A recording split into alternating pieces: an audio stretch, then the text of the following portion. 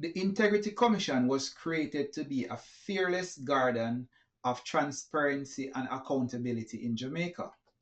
Yet, years of investigations, public statements, legal battles, and mounting public interest, one question remains unanswered. Why has the Commission still failed to bring closure to the matter of Prime Minister Andrew Holness's statutory deductions? At this point, the issue is no longer just about the Prime Minister.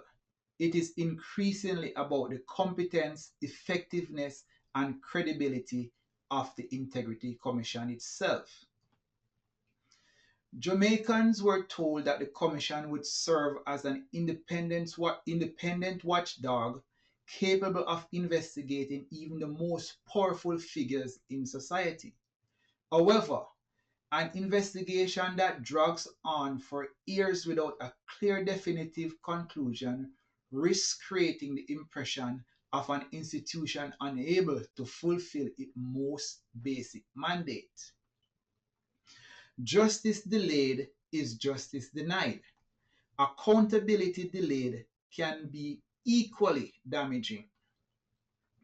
One of the most troubling aspects of this matter is what happened after the Integrity Commission referred concerns arising from its investigation to the Financial Investigations Division, FID. The public was informed that the matter had been examined by another state agency.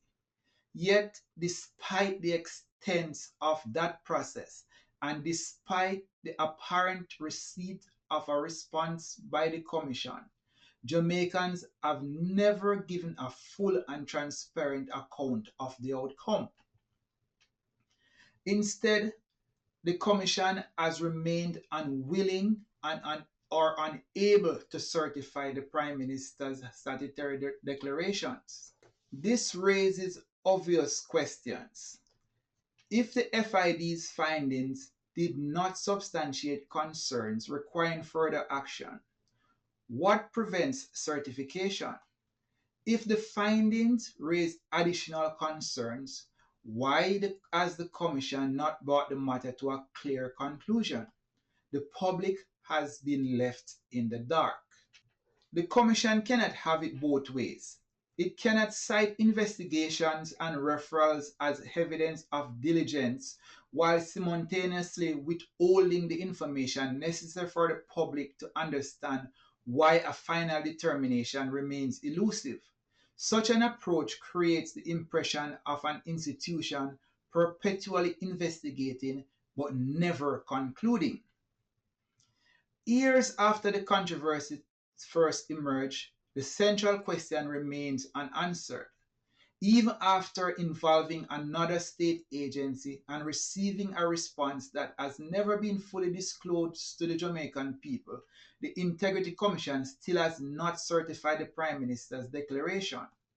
That failure demands explanation. The longer the Commission refuses to provide clarity, the more it undermines confidence, not only in its handling of this case, but in its broader mission. An accountability body that cannot account for its own decisions risks becoming a part of the problem it was created to solve.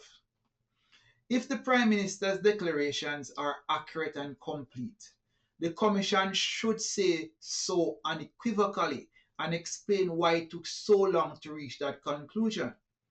If there are unresolved concerns, the Commission should explain what those concerns are and what prevents their resolution. What is unacceptable is the prolonged state of uncertainty that has become the defining features of this matter. The Commission cannot expect the public to maintain confidence in its work while offering little clarity on one of the most high-profile investigations in Jamaica's recent history. Every passing year weakens public trust, fuels speculation, and raises doubts about whether the institution possesses either the capacity or determination to hold public officials accountable. Indeed, the Integrity Commission appears trapped in a cycle of investigations, reports, court challenges, and procedural disputes that have produced more headlines than answers. The result is a troubling perception that the Commission excels at generating controversy but struggles to deliver finality.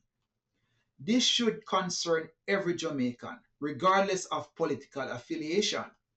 Oversight bodies derive their authority from public confidence. When citizens begin to see investigations as endless exercises with no meaningful outcome, faith in the entire system of accountability begins to erode. The Commission must also recognize that it is subject to scrutiny. Independence does not place it above criticism. In fact, institutions entrusted with extraordinary investigative powers should welcome questions about their performance. The same standards of accountability that the Commission demands from the public officials must apply to the Commission itself. The Prime Minister's statutory declarations have become a test not only of political transparency, but of institutional effectiveness. Years later, the Commission has yet to demonstrate that it can bring this matter to a timely and credible conclusion. Jamaicans deserve more than just explanations about the process. They deserve results. Until the Integrity Commission delivers a clear resolution, it will continue to face a difficult question. Is it truly serving the case of accountability?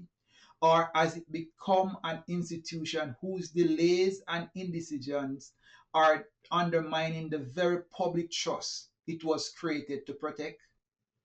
That question grows more urgent with every passing day.